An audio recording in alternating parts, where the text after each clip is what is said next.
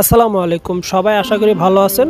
তো আপনাদেরকে আজকে একটা বাড়ি সম্পর্কে জানাবো। ওই যে দূরে যে বাড়িটা দেখতেছেন, এই বাড়িটা হলো আমাদের প্রিয় নবী হজরত মোহাম্মদ সাল্লাল্লাহু আলাইহি সাল্লামের বাড়ি। আর এই যে পাহাড়গুলো দেখতেছেন, এটাই সেই একমাত্র পাহাড় যে পাহাড় জান্নাতে প্রবেশ করবে। তারই নিচে আমাদের নবীজির বাড়ি, যা মক্কায় অবস্থান। আর আমি যেখানে দাঁড়িয়ে আছি, এটা হলো সে হারামজাদা আবু জেহেলের টয়লেট, যা হাজিরা হজ করতে আসলে এখানে টয়লেট বাথরুম সব কিছু করে।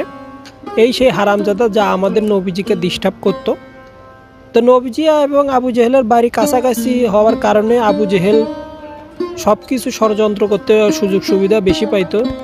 এই জন্য নবীজিকে বেশিরভাগ ডিস্টার্ব আবু জেহেলই করতো। তো আল্লাহ তাআলা সেই হিসাবে তার বাড়িকে একবারে টয়লেট হিসাবে ব্যবহার করার উপযুক্ত করেছে। তো এই যে এলইডি মার্কা যে দেওয়ালটা দেখতেছেন, তারই ভিতরেই আবু জেহেলের টয়লেট।